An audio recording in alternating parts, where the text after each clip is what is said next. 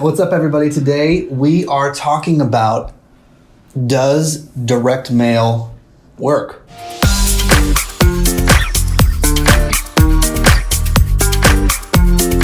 You're a pastor, you've got a budget for marketing.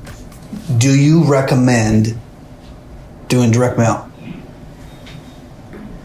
I think it's all about knowing your demographic and your community. There was that church that we have that are in a rural community, and they said that some people take their personal mail very seriously and very personal.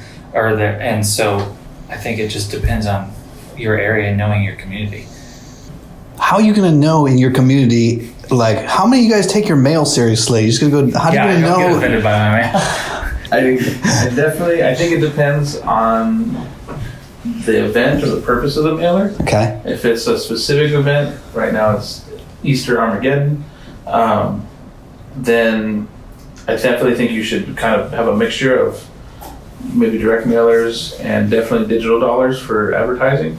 If it's maybe like general, just, hey, introduce us, or maybe you're doing something for a new Sunday school class, or just something that's going to be a general service that maybe is awareness.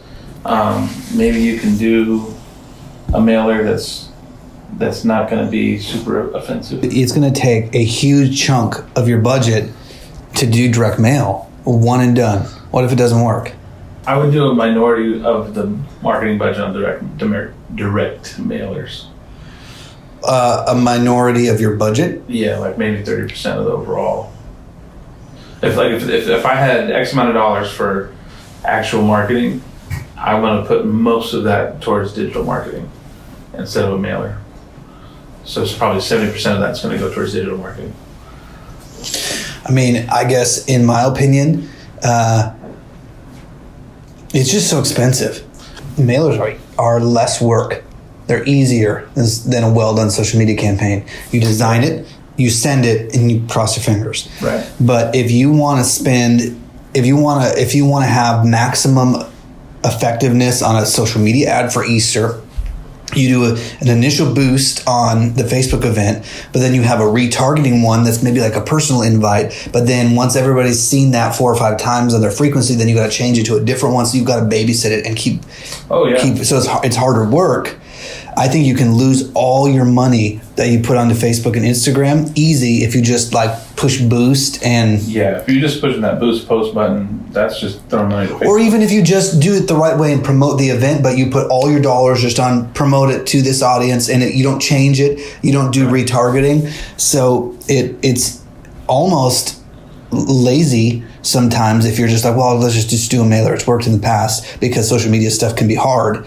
And so it's easier to do that. Not lazy, but easier. It's also what some people understand. If you don't understand it, then you're just going to do the old school thing. But there's a whole new system out there that works just as well. I would say we're at a good once a day that comes up in our conversations with our pastors is, should we do direct mail? What's your advice? And I always go back to the story we had at a church. We had a big mailer campaign and a big Facebook campaign going on for the same event.